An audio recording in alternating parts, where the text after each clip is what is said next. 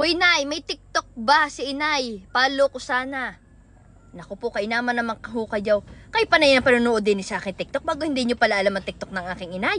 Ang inay ho ay may TikTok. I-search ho ninyo. Maligalig na inay. Wala namang gaya. Hindi ka ganyan ang pangalan sa TikTok. Talagang maligalig. Oo nga pala, hindi nga pala. Ang pangalan ho niya din ay Inay Len. Ayan, hanapin ninyo. Lagi ang sasabihin niyan, ang kanyang mga sasabihin sa kanyang mga followers o mga nanonood sa kanyang TikTok. Aray, gagahin natin.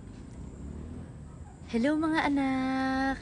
Ayan, nandito tayo ngayon sa Kubo. Ayan. Sadya. Kasama ko si Queen. Ayan. Pero pag sa kanyang sa kanyang TikTok, yan, kala nyo mahinhin pusa, nakala mo hindi makaingaw.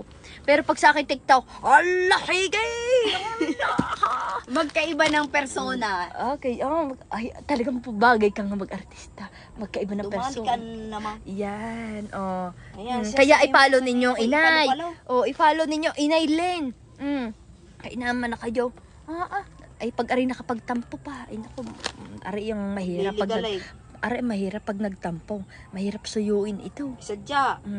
Kailangan na iaaruhan nyo agad ng makakain. Ano ba? Di kayo. Halaman na laang. Alalagin mo kasi alam mo. Sadya naman kung hindi mo ka makakain. Wala, kaya pala naman tuwing gabi namumungkal. Alam nga naman ako late na nakakatulog. Yan gabi. Bago ikaw nagpapatuturin. Pero inyo naman yan ay gabi-gabi. Saka namumungkal ng pagkain. Kung Ano, kailan naman sa- itutulog na. Kaya ipalo nyo. Ipalo nyo. Pausap-usap na. Aring hindi magligalig.